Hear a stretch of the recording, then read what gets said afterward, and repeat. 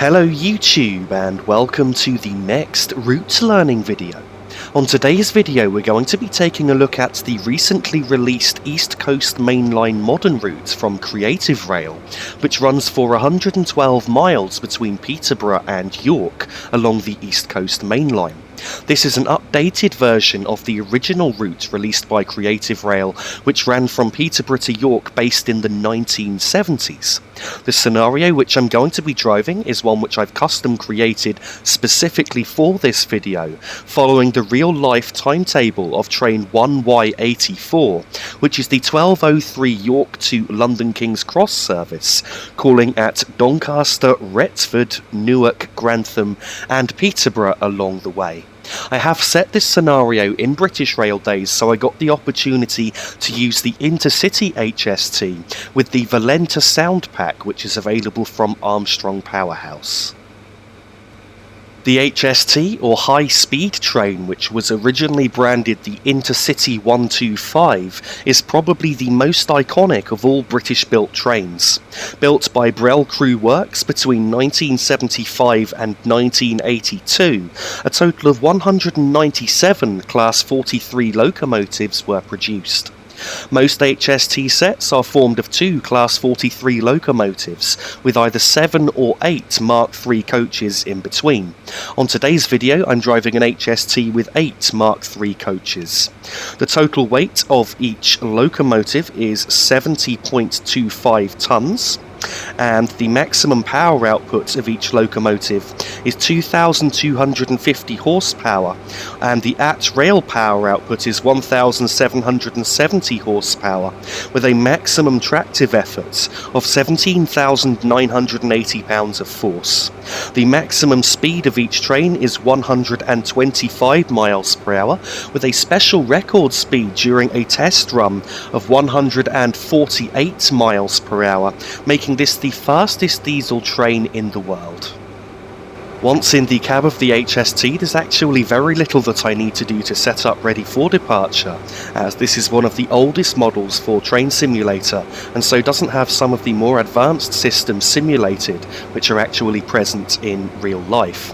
So the first and only thing that I really need to do here is to put the reversing handle into the forward position, so I've just zoomed in on that now. And now that I've put that into forward, we are very much ready to start. There's just a few things I'm going to go through quickly in the cab, but I'm not going to spend too much time looking around the cab here, just because I've recently done a video in an HST, and so if you want a more detailed cab guide, then please do head over to that video, which is the run from Cardiff to London Paddington on the Great Western Main Line. So just down here we've got a horn, which is a two-tone horn, controlled with the space bar and the B key. And now just to the left of that, initially you've got the AWS reset button, and then here now we have the throttle control, which has 5 steps or notches of power. As you can see there, it's currently in idle, which is the highest position, and as you pull it towards you, then you will increase the power on the locomotive. Up here we've got the ammeter, which is the middle of the 3 gauges, and then just to the left of that we've got the speedometer measured in miles per hour, with a clear red line by 125 indicating the maximum permitted speed of this locomotive. Over on this side we've got the brake gauges. The main gauge that I really want to be looking at on the journey is the middle of the 3 gauges, which shows the brake cylinder pressure gauge, and the higher those 2 needles are pointing, then the harder the brakes are applied, and when they're pointing at 0, then the brakes are fully released. Now just down here, the final control that we really need to look at is here the brake control. So it has 6 steps of braking, currently in the release position there. Then you make an initial application, which is step 1, 2, 3, 4, 5, step 6, which is full braking, or full service should I say, and then finally step 7, which would be the emergency brake setting, which I certainly don't plan on using on this journey today. And in general, the hardest brake application I'm going to try and use is between steps 4 and step 5 of braking. Now that we've had a look around the cab, let's just take a look at a couple more shots of the train, and then we can depart and head south towards Peterborough.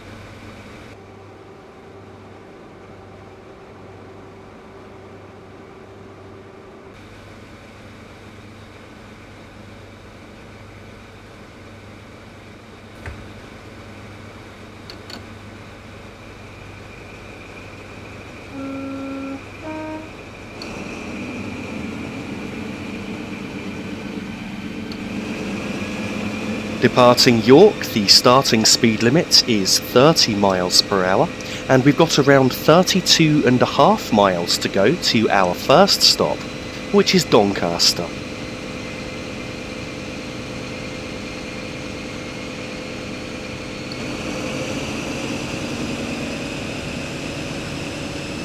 The speed limit is just about to go up to 40 miles per hour at this speed board here, and we can accelerate towards that just before we reach the girder overbridge that you can see just ahead.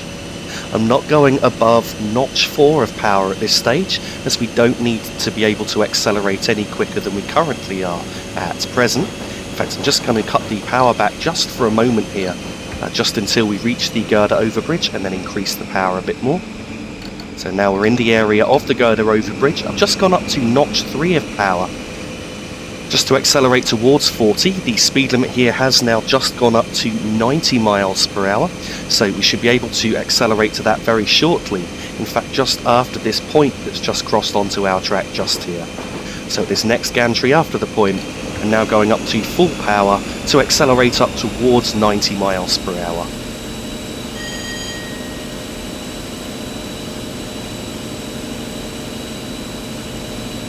You should have noticed very quickly, I hope, just how different the HST sounds with the Valenta engine sound pack installed. For most of the journeys that I've done on this channel where I've made a video with the HST, it's been with the more modern MTU engine, which sounds a lot quieter, whereas with this old Valenta engine it's much noisier. And really it's a sound of my childhood. It's really nostalgic for me to be able to hear HSTs with this particular engine. I think it sounds much better than the more modern MTU engine. In case you didn't notice, about a minute ago or so now we passed a speed board with the speed limit going up to 125 miles per hour. So that is now the current speed limit, and in fact it's now going to be the speed limit for the whole of the journey between here and Doncaster.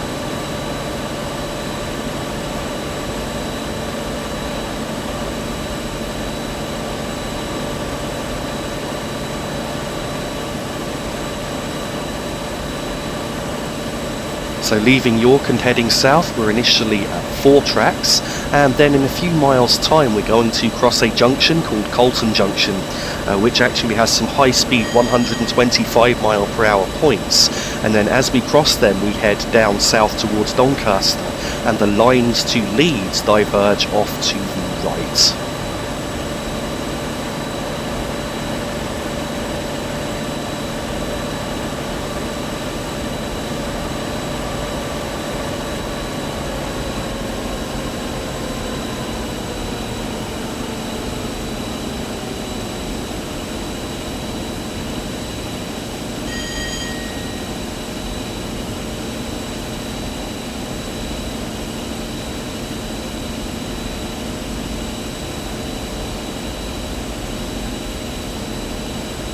As I'm sure you've noticed, I did make the decision to record and upload this video in 50 frames a second, so the picture should be a lot smoother than many of the videos I put up on this channel. I would have originally gone for 60 frames a second, but I was finding it difficult to get smooth performance at 60 frames, which is why I opted for 50 instead. It's only 10 less. The visual difference between 50 and 60 frames a second is not actually that noticeable, not like the jump from say 30 to 50 or something like that. So I do hope that you're enjoying the smoother picture in this video. You may have noticed I just had a double yellow signal, so I had to cut off the power and apply some braking just to ensure that I do slow down. I now need to see what aspect the next signal is displaying. If it's displaying a single yellow aspect, then I will continue to brake further, and if it's displaying a double yellow aspect, then I'm just going to temporarily allow the train to coast at this speed. It looks like the signal is displaying a double yellow aspect, so for now I'm just going to allow the train to coast at this speed, which is around 75 miles per hour. And just as I said that, the signal there jumped up to green, so I'm actually going to give us a bit of power now and start accelerating back up a little. There is a train ahead of us, which is a London-bound service, which I put in slightly delayed just to give us the potential for some adverse signals between York and Doncaster.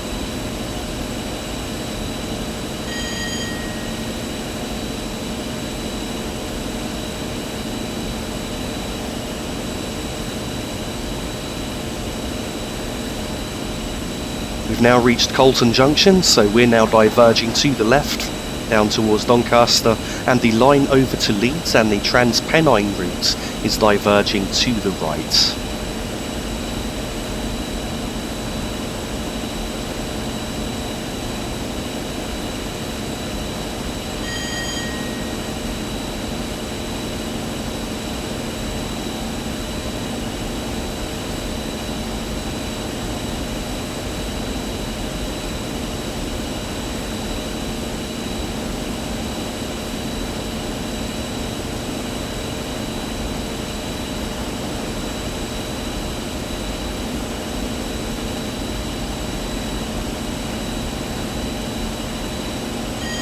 It looks like the train ahead of us has managed to pull away fairly quickly now, as it seems that we are now riding on green signals, but I do have to stay alert and keep an eye out for any potential adverse signals we may encounter, and be prepared to brake if we do encounter one.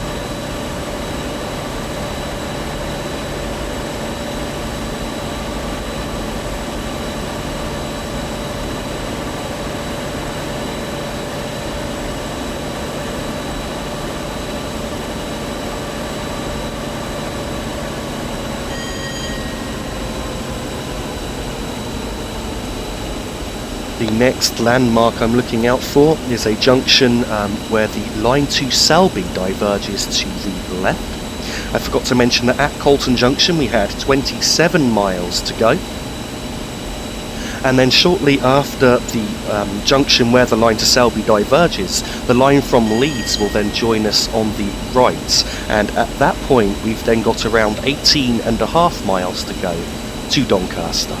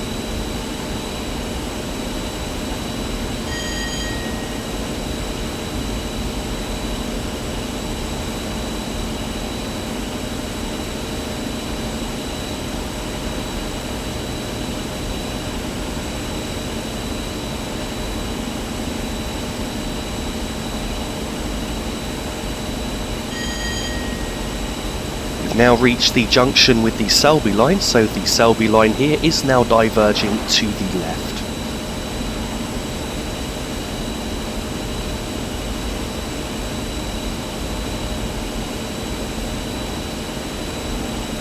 The line from Leeds is now just about to join on the right.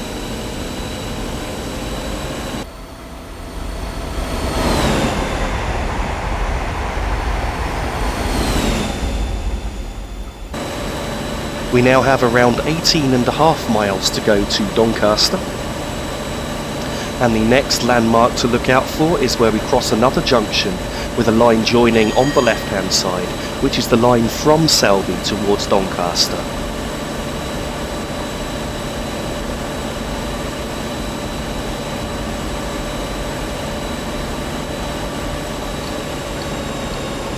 As we're now reaching 125 miles per hour, I've just brought the power down to notch 2. We will still accelerate slightly in notch 2 of power, so I've just got to keep an eye on the speedometer needle, and then as we reach 125, it looks like we might be starting to accelerate just above it. Then I'll cut the power back to notch 1, which will allow us to lose a little bit of speed until we're down to around 123 miles per hour. That being said, we just encountered a double yellow signal, so I've just had to immediately apply the brakes. Although I did just see it jump to green just as we passed it, I'm still going to continue braking for now. I'm just going to release the brakes at around 110 and allow the train to coast for a moment, just until we reach the next signal so I can keep an eye on what is happening. So we're now coming up on the next signal. I'm applying the brakes once again, initially up to step 3 of braking. This one didn't jump up before we reached it, so I now have to slow down, assuming that the next signal is going to be displaying a single yellow aspect, with the following signal displaying a red aspect.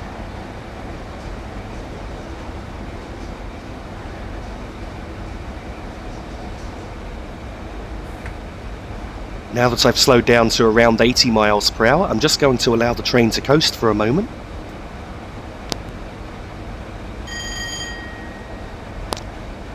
As you can see, the signal here has now jumped up to green, so I'm going to go back into full power to start accelerating back up towards the 125 mile per hour line speed.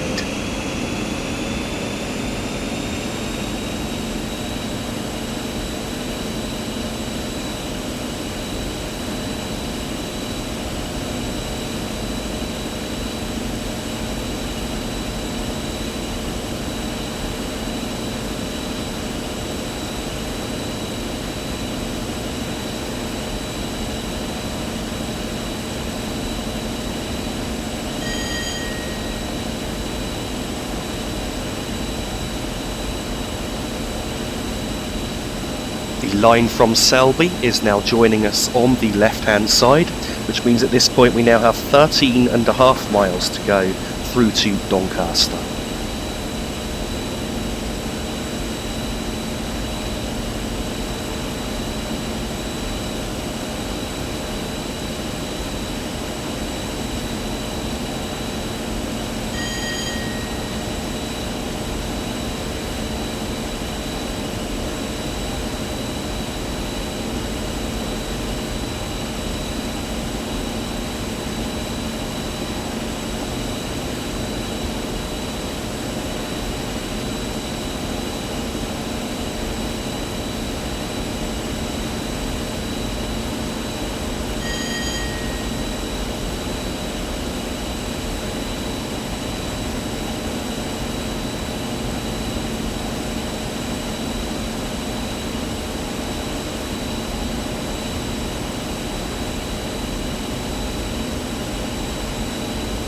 The next landmark that I'm looking out for is a junction where the line to Scunthorpe diverges, and at that point we'll have just under 5 miles to go to Doncaster station.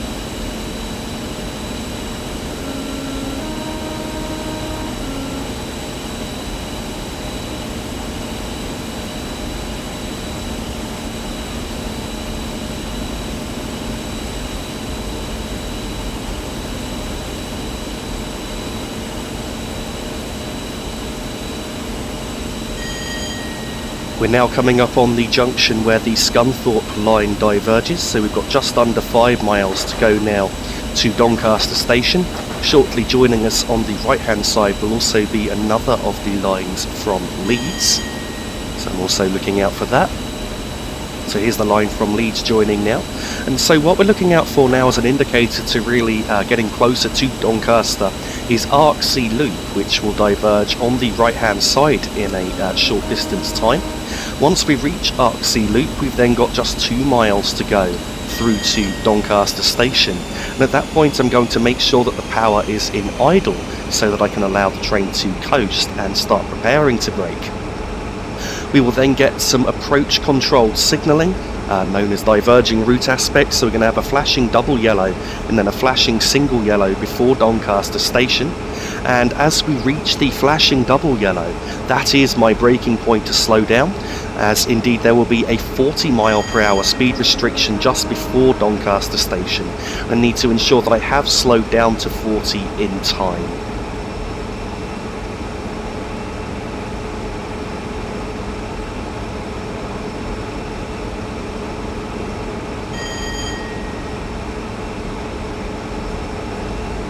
Here's Arksea Loop now, so I've just idled the power to allow the train to coast.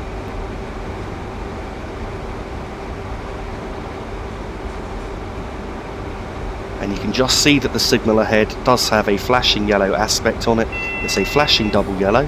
So I've now made a step 4 brake application. I will increase that to step 5 if necessary as we get closer to Doncaster Station. Also, just to warn you, there may be a bit of extra lag approaching Doncaster compared to the rest of the journey. There certainly was a noticeable amount of lag when I was practicing this journey last night. I also forgot to mention that the speed limit was dropping to 105 mph just there, so also when you're braking at the flashing double yellow signal, you're also braking for the upcoming 105 limit.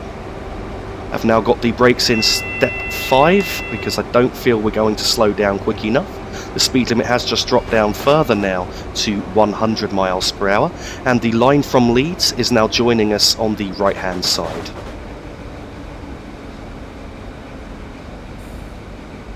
Just increase the braking slightly more as I still don't feel we're going to slow down quite quick enough. 45, this is a 40 mph point. Unfortunately we hit it at 42 or thereabouts, so slightly over speed. Nothing too major to worry about. And now I've just got light braking to ensure that our speed comes down. Here at Doncaster, because this platform, should I say, is split into 2 platforms, I'm aiming to stop right at the other end, which would leave room for another train to come in behind me if one was going to be routed in there.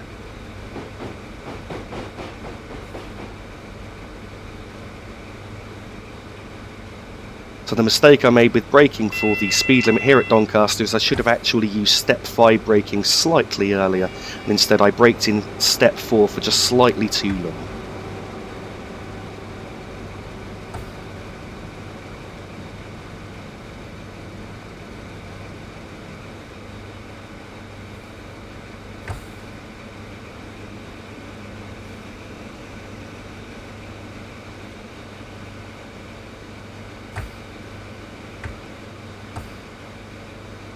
Just been fanning the brakes between steps 1 and 2 to try to bring us to a smooth stop here. And here we are, arrival at Doncaster.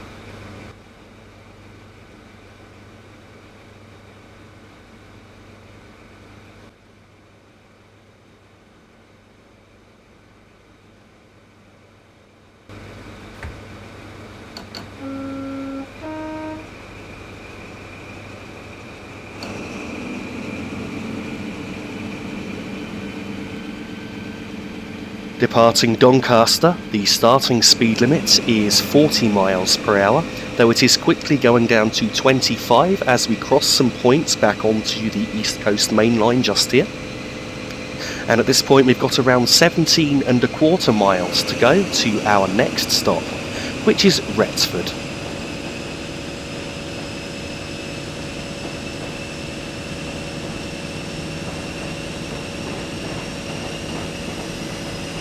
We're now on the 25 mile per hour point, so as we get to 25, I'm just going to shut off the power just to ensure that we don't break the speed limit for a moment. Just after joining the main line here, the speed limit goes up to 120 miles per hour. And we can accelerate just after this next AWS ramp.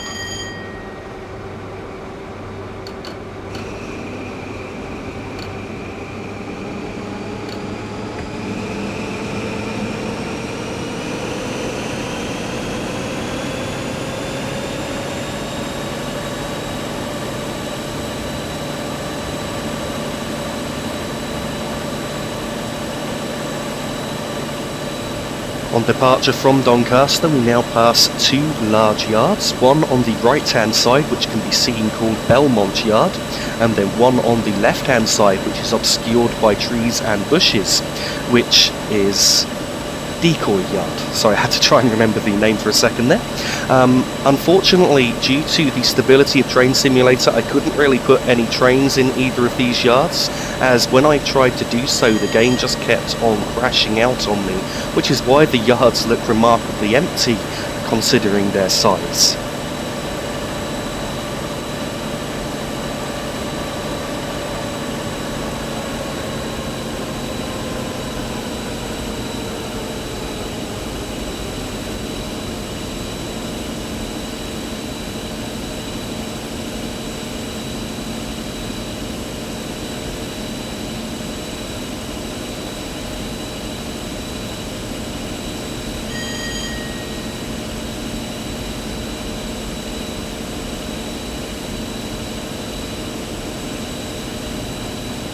The speed limit is now 125 miles per hour, though we probably won't be able to get up to that before the next speed change, which is a speed change down to 110 miles per hour.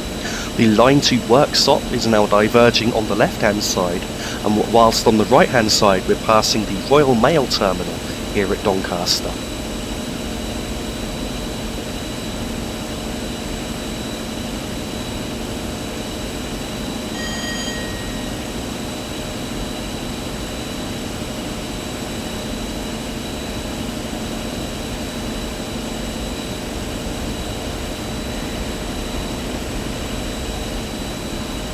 The line through to Peterborough via Lincoln Central now diverges to the left and rejoins us at Warrington Junction shortly before Peterborough Station.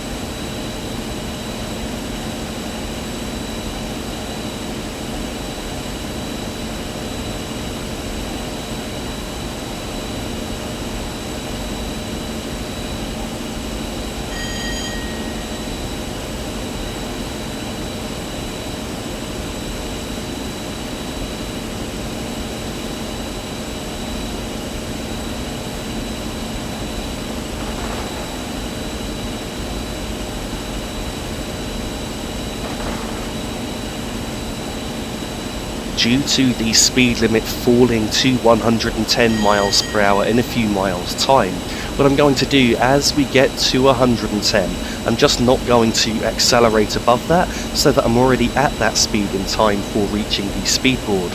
Due to the slow acceleration of this train, if I was to stay in full power, you'd probably only get to about 113 to 114 miles per hour before having to slow for the 110 anyway. So I don't see any point in accelerating above it, as it really will make very little difference to the time which we arrive at any of these stops on this journey.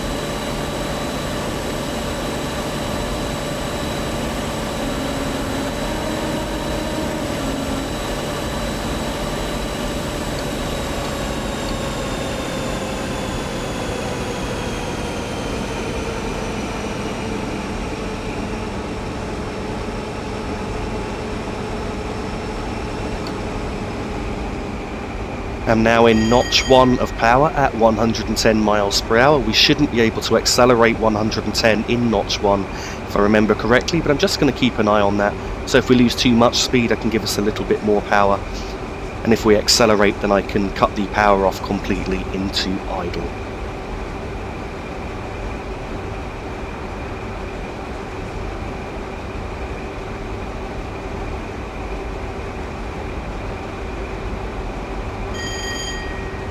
We're now passing the warning for the upcoming 110 limit, and the board will be coming up any second now. The speed limit has now dropped to 110, and it's going to be 110 for, I think it's 2 or 3 miles, before then going back up to 125.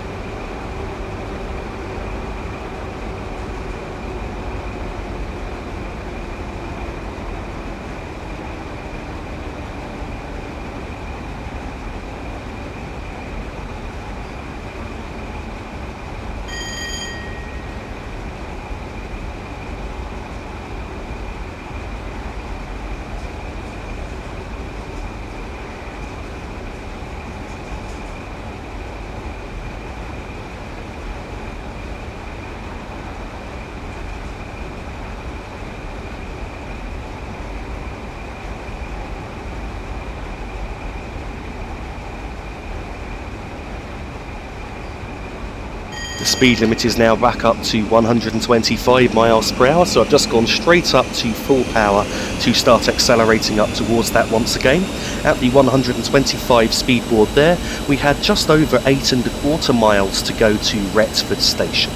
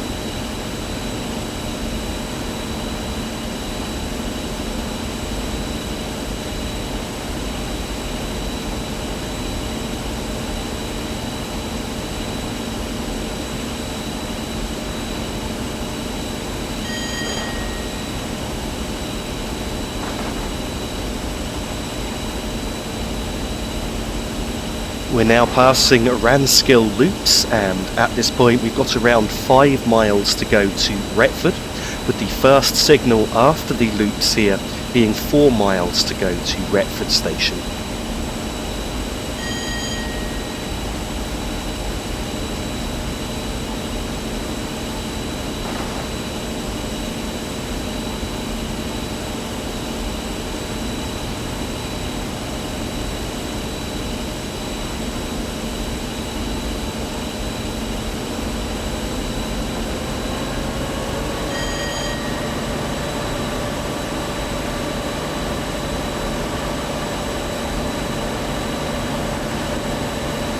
What I'm looking out for along here now is a flashing double yellow signal, as once again at Retford we will be turning off the main line into a loop so that we can stop at the station. As we reach the flashing double yellow signal, we've then got 2½ miles to go, and at that point I'm initially just going to idle the power and allow the train to coast. Then I'll prepare to brake as we approach the following signal, which is a flashing single yellow. As we reach the flashing single yellow signal, we've then got around 1⅓ miles to go to an upcoming 40 mph speed restriction for crossing into the loop at Retford. So we've now reached the flashing double yellow. I've idled the power and the train will start to lose a little bit of speed. Now I'm just looking out for the following signal, ready to start applying the brakes.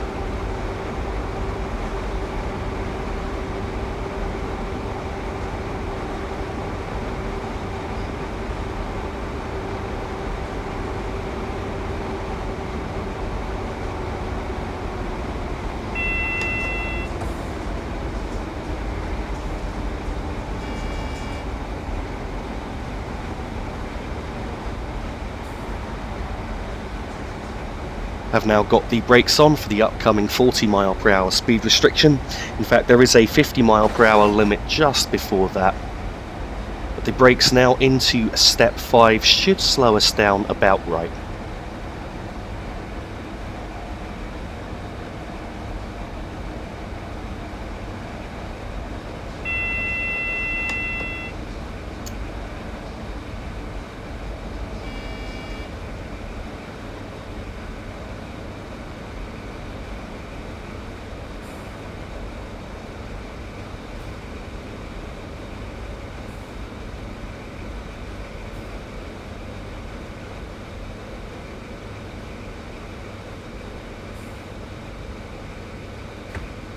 We are now down to 40 miles per hour in time, just in time for crossing the points here. Now you can see the platform at Retford Station coming up, so I'm just going to apply the brakes lightly, just to bring our speed down a little bit, ready for entering the platform here. Here at Retford, I'm aiming to stop at the end of the platform.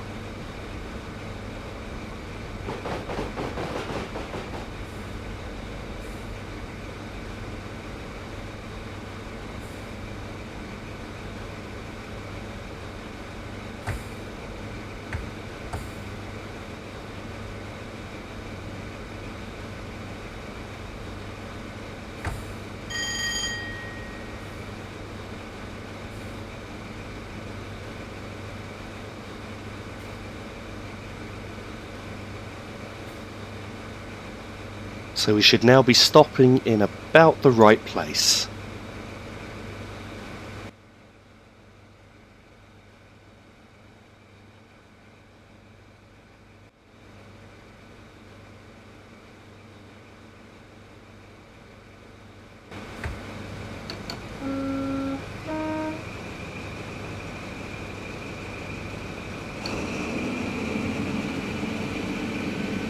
Departing Retford, the starting speed limit is 40 miles per hour, and at this point we've got around 18.5 miles to go to our next stop, which is Newark Northgate.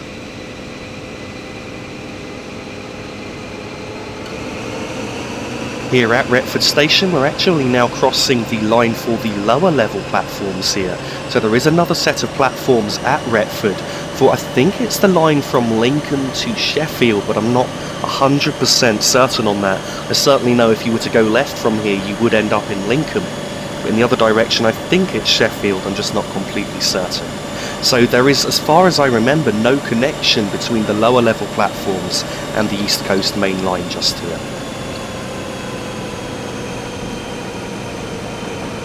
Just cut the power back slightly to ensure that we don't accelerate too quickly. The speed limit just here is now going up to 120 miles per hour.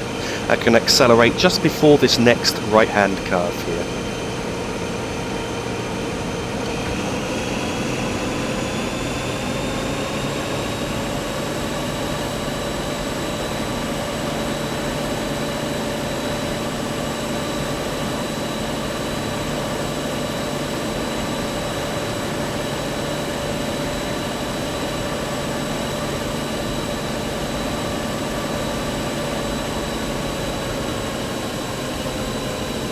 So at this point I'd just like to mention some of the upcoming videos that I do have planned for the channel.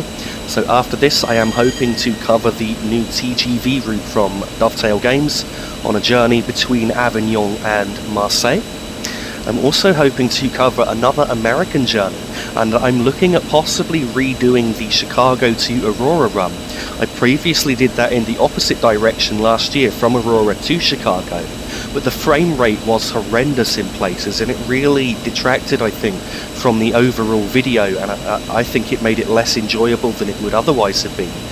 And also in addition to that, I drove it within a day or two of it being released, and at the time there were some problems with the physics on the trains, which since then there have been some physics updates released on the Railworks in America forums. So I've downloaded them and I'm hoping to be able to drive a journey on that route with improved physics and frame rates. We've just got a warning there for an upcoming 115 limit, which, as we're only doing around 82 miles per hour at present, certainly won't be affecting us. In addition to the Metro journey, I am still looking at covering a journey on the Norfolk Southern Coal Route in America, as I think I mentioned a couple of videos ago. And also beyond that, I'm also interested in America in continuing to cover the North Jersey coast route, as I've only done one video on that so far, and also in addition to the North Jersey coast route, completing the route on the new California route. I do know the name, I just can't think of it off the top of my head for some reason. But yes, also the new California route, where I only did part 1 and there's still parts 2 and 3 to complete on that particular scenario. I'm also hoping to cover another German journey or two, and in the UK I'm planning on covering the Gatwick Express run from Gatwick to London Victoria, as Armstrong Powerhouse have now released a sound pack for the Class 442, which I'm hoping to use on that journey. And also when the new route comes out, the new Chatham mainline route, I plan on making several videos on that too. So all in all, it's a busy schedule coming up for me over the summer. We're now passing through, I believe the name of the tunnel there is Askham Tunnel. It's the exact halfway point between London and Newcastle. And now the speed limit is now going back up to 125 miles per hour. So I just listed a selection of the videos I plan on making. There will of course be others. I'm certainly hoping to make a couple more train guides, a couple more route guides, and possibly a French and an American signalling guide. But we'll see how it all goes over the summer and see how much time I have. I'm certainly going to have a lot more time to commit to making videos than I've had over the last few months this year.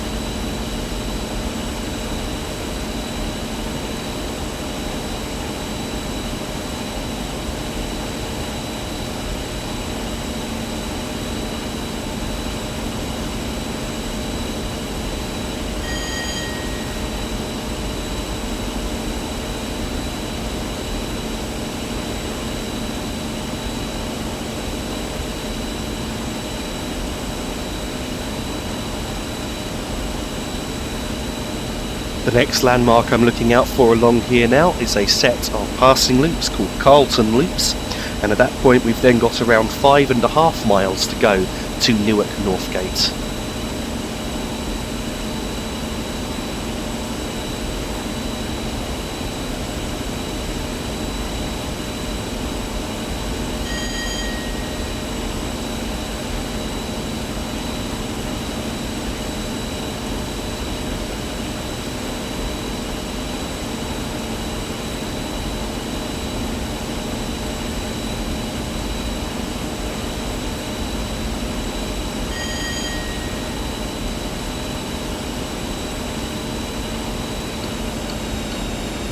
Now approaching 125 miles per hour once again, so I've just cut the power back to notch 2. And I'll cut it back further to notch 1 as the speedometer needle climbs to 125.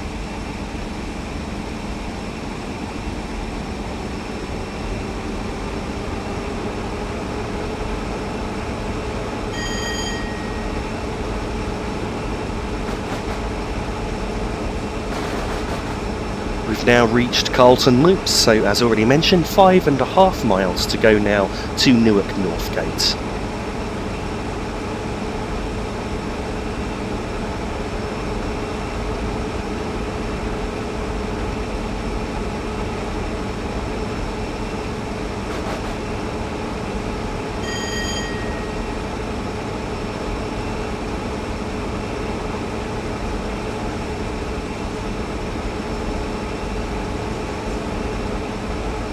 The next landmark I'm looking out for now is a crossing with a signal box on a left-hand curve, which is just before an overbridge. Once we reach the overbridge, we've then got 2.75 miles to go to Newark. And the reason why this is a specific landmark is that at the next signal, we've then got just 1 mile to go to an upcoming 100 mile per hour speed limit. And we have to prepare to brake for that speed limit before we reach Newark Station.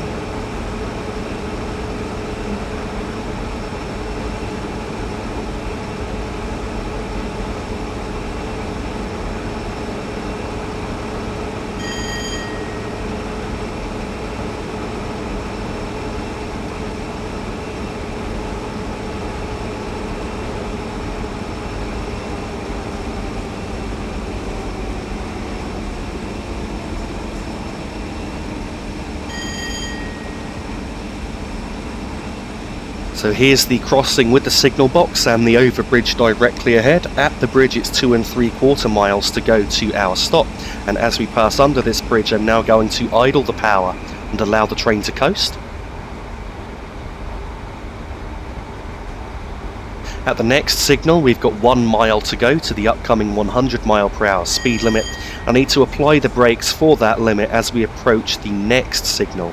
So as I can see the next signal, I'm then going to start braking for the upcoming 100 limit and also for our stop at Newark Northgate Station.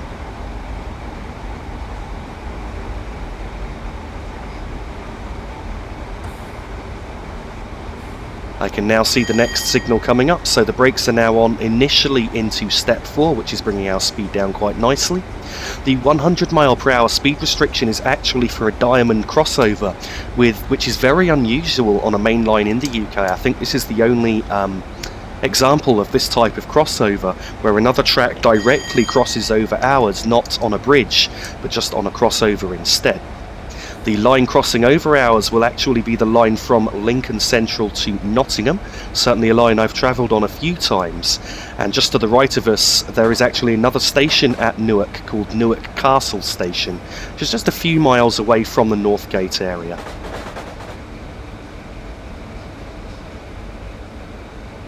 I released the braking a little as I felt we might slow down slightly too quickly, but now I've gone up to step 5 of braking to bring our speed down.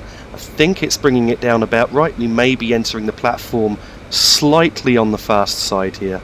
Actually no, the platform's slightly further up than I thought. I thought it started immediately after this bridge.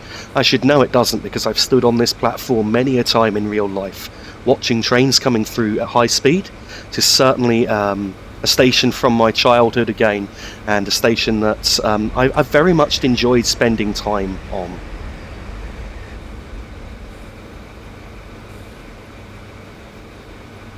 Also, just after the crossover, a line actually joined us from the Lincoln direction on the Lincoln to Nottingham line, and that leads into platform 3, which is just next to us on the left hand side, which is generally used for services into Lincoln Central from Newark Northgate. Again, I'm aiming to stop near the end of the platform, probably around the area of this last platform sign coming up just here. We should now be stopping in about the right place.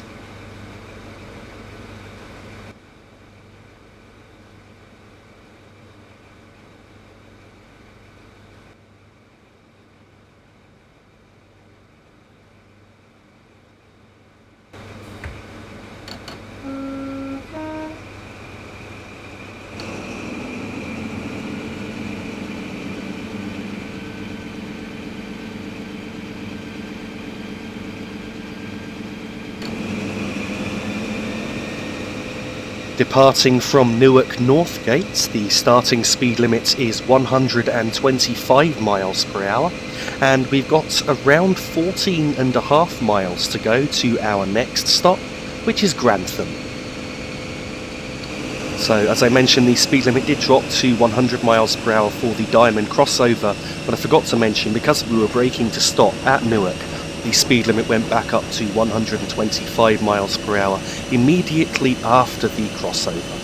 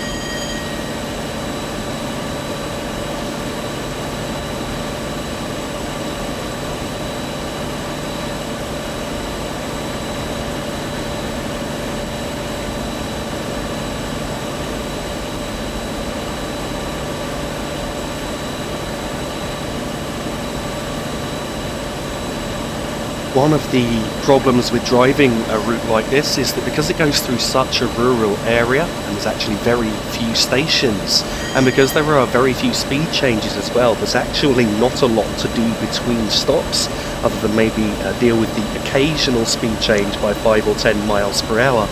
On the whole, it's just a straight through run from stop to stop in almost full power, which is why I might be saying a little less in this video than I would do in certain other videos.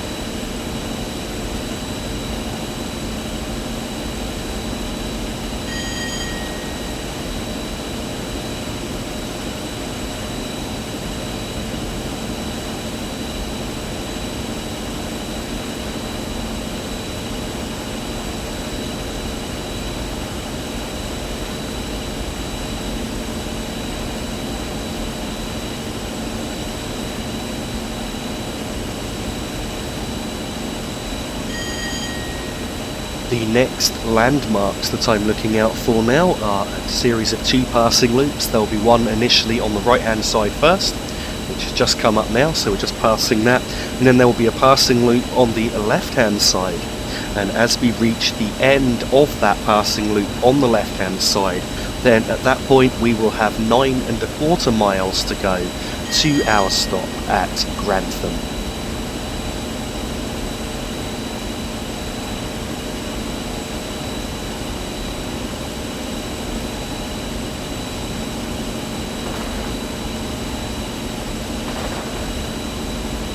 So here's the other passing loop just here, so just look out for the other end, and then we've got 9.25 miles to go.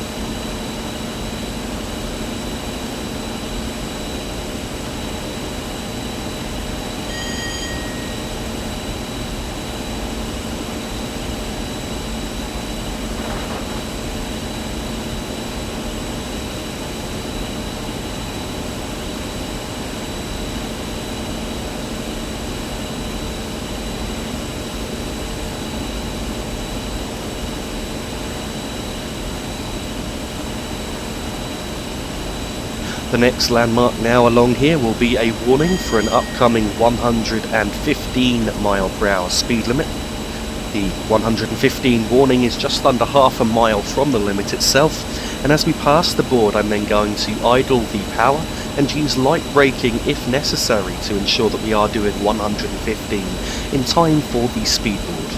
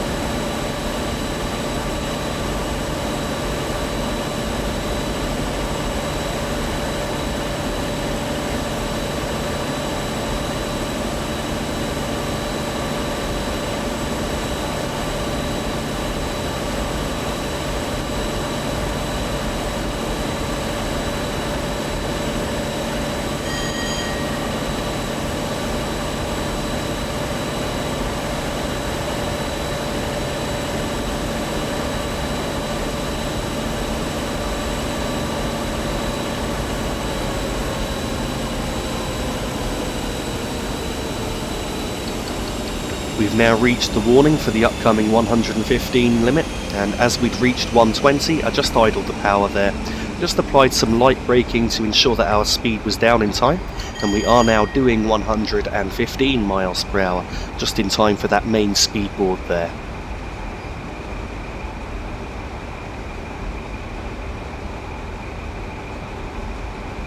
At 115 you need to go between idle and notch 1 of power to try and maintain the speed. Sorry, correction, notch 1 and notch 2 of power to try and maintain the speed.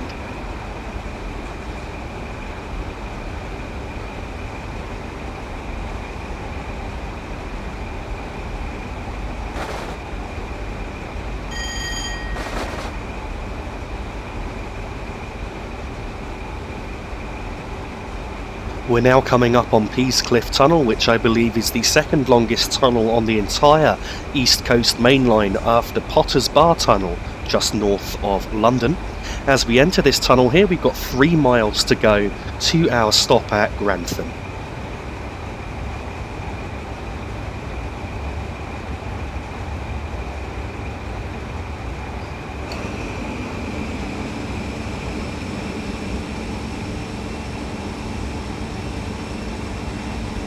At this next signal coming up just here, we've got 1.5 miles to go to an upcoming 100 mile per hour speed limit and 2.25 miles to go to our stop.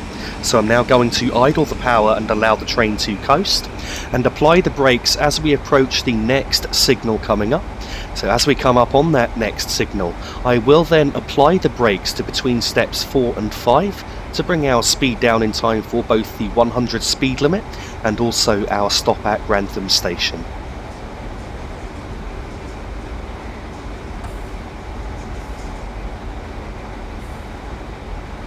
You can now see that just approaching the next signal, I'm initially in a step 5 brake application, which I'm quite happy to release as we get closer to the station. I just want to ensure that we are slowing down quickly enough. We've certainly slowed down in time for the upcoming 100 speed limit.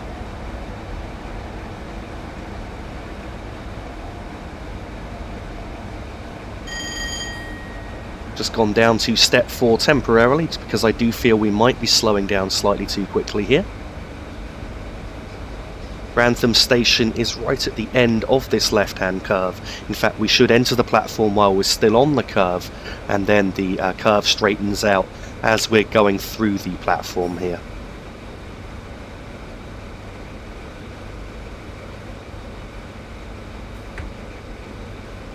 I have just cut back on the braking as we were slowing down slightly too quick, though I can also see the platform coming up just ahead. So I didn't have to use step 5 braking quite as early as I did, and I could have probably got away with initially only using step 4.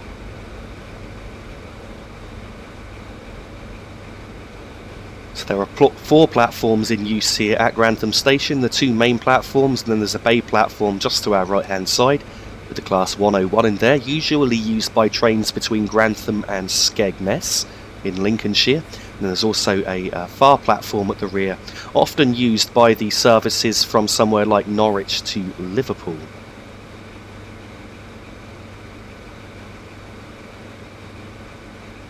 Once again, I'm aiming to stop close to the end of the platform. Again, I'm not sure of the exact place, so just by this last platform sign should be around the right place to stop.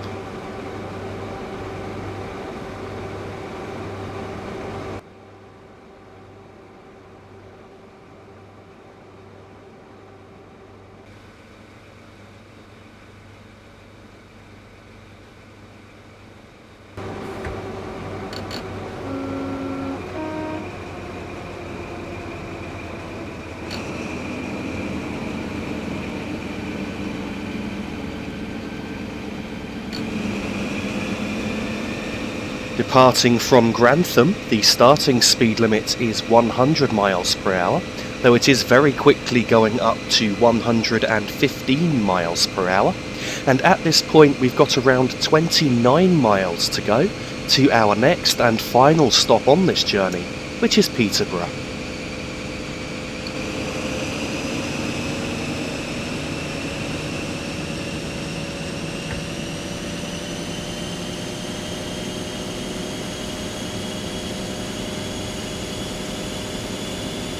We've just passed the 115 mile per hour speed board, so the speed limit will be staying at a steady 115 now, up until the area around Stoke Tunnel, which is around 5 miles out of Grantham.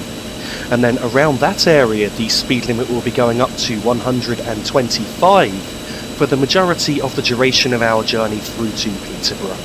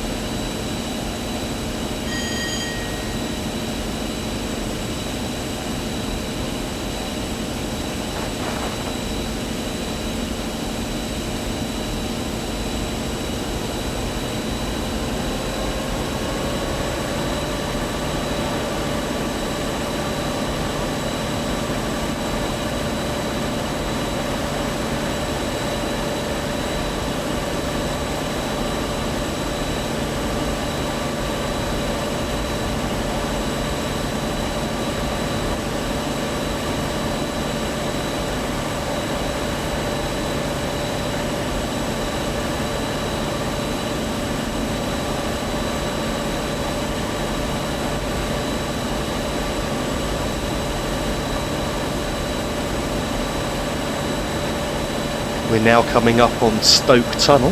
At the other end of the tunnel, we've then got 24.25 miles to go to Peterborough Station, and also just after the tunnel at the other end is where the speed limit goes back up to 125 miles per hour.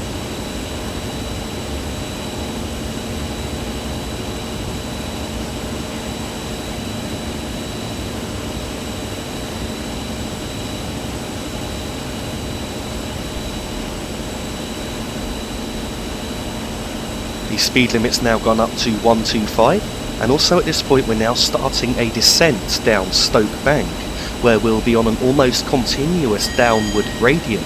I think it averages something like 1 in 200, almost all of the way to Peterborough.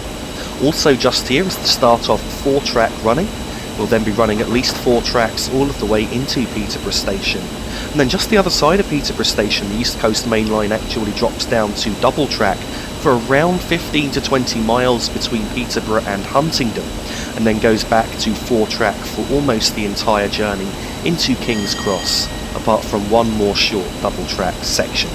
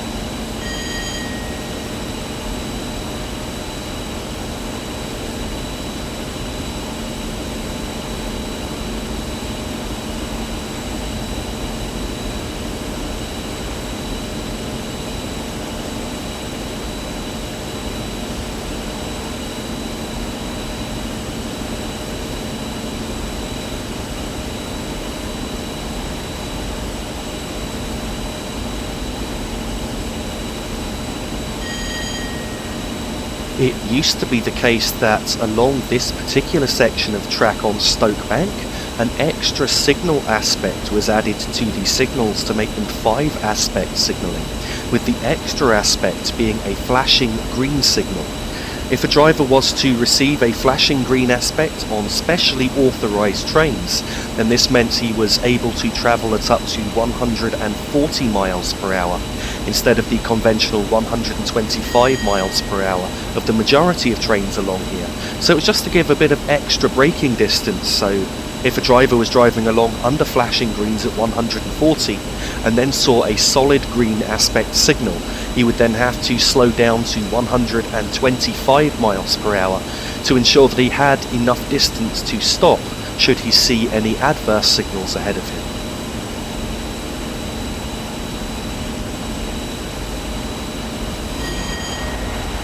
Just realised I said he, could actually be a she, although there aren't too many female train drivers around. They certainly do exist, and I have no complaints just to say about female drivers. They're just as good as their male counterparts.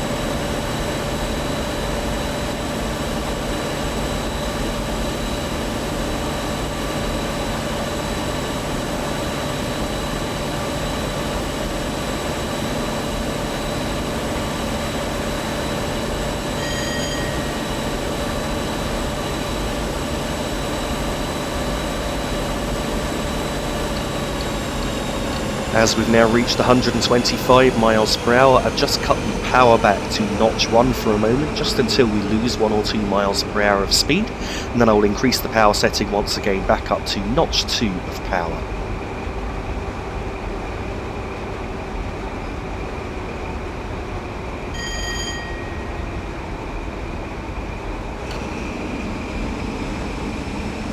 It was also along this section of track that in, I think it was 1938, the Mallard steam loco set the world speed record for steam locomotives of 126 miles per hour. It was in this direction going down Stoke Bank, and from what I understand it nearly broke the train in the process.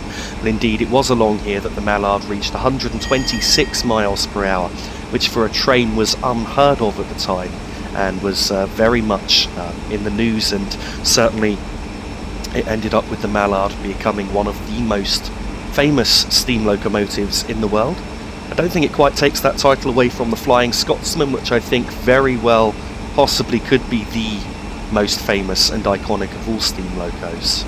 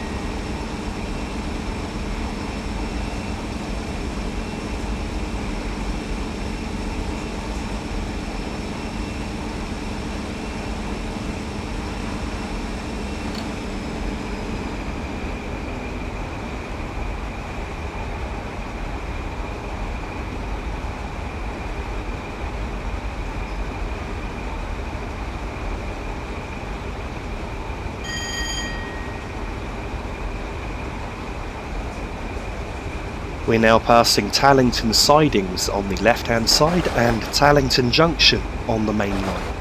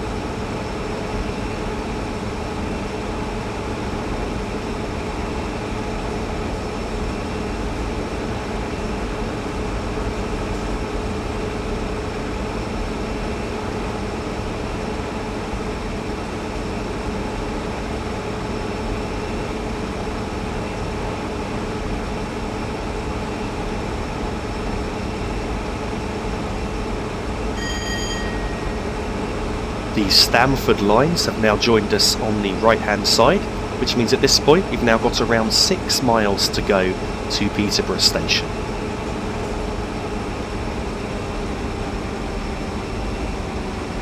Just crossed Helpston level crossing. That's a level crossing I've stood at a few times and watched some trains going past at high speed.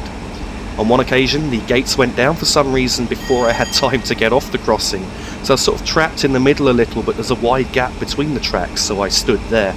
And thankfully they must have noticed that I was there because the gates went back up again afterwards. So it did make me slightly nervous, but I knew if I stood in the gap between the tracks with the road there, it was certainly wide enough to be able to stand there safely.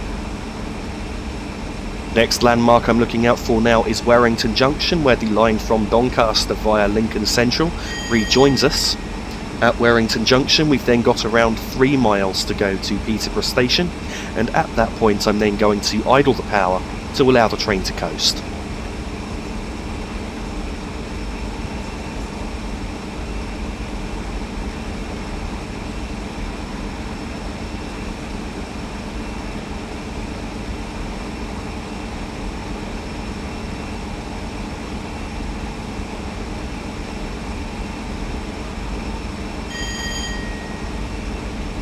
We're now passing Warrington Junction, so I've just put the power in idle at this point, ready to start slowing down for Peterborough Station. There will be a 30 mph speed restriction just before the platform at Peterborough, which we have to have slowed down for in time. And I believe it's going to be at the next signal where I need to start thinking about applying the brakes. Indeed, I can already see the next signal coming up. It is a flashing double yellow signal, so I'm now going to prepare to brake. Speed limit will also be dropping to 115 mph shortly.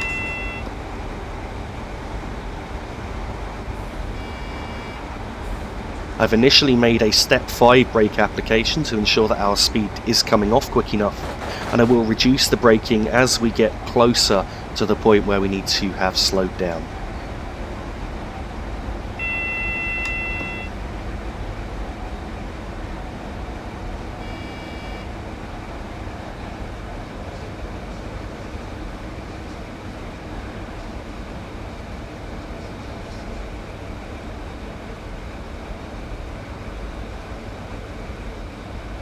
Unfortunately, there is a bit more lag in the Peterborough area than I anticipated. Well, I should have guessed that could happen. I've noticed on this route it runs very smoothly, but in some of the more built up areas such as Doncaster and Peterborough, it does affect the frame rate a bit. And it certainly affects the frame rate even more when recording than it does when you're just playing through the scenario when testing or just driving without recording. I have just released the brakes now at 40 mph, as it seems that I've slowed down slightly too early just here. Signal there has just jumped up to a green from a single yellow, so we are now definitely cleared into platform 2, I believe it will be at Peterborough Station. I'm allowing the train just to coast for a moment, and then I will apply the brakes a bit more as required as we get closer to the point where we turn in towards the platform.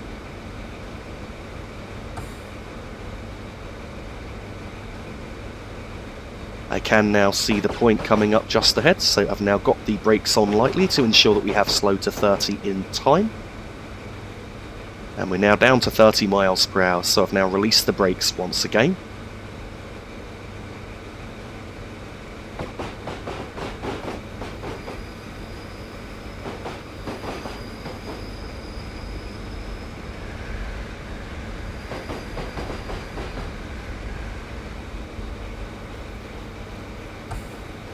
So here at Peterborough is where local slower services to London King's Cross begin. Back in BR days, these were operated by Network South East, and since then have been operated by several different train operating companies. I believe the current train operating company operating the local services between Peterborough and London King's Cross is Great Northern. Here at Peterborough, I'm aiming to stop at the end of the platform just here.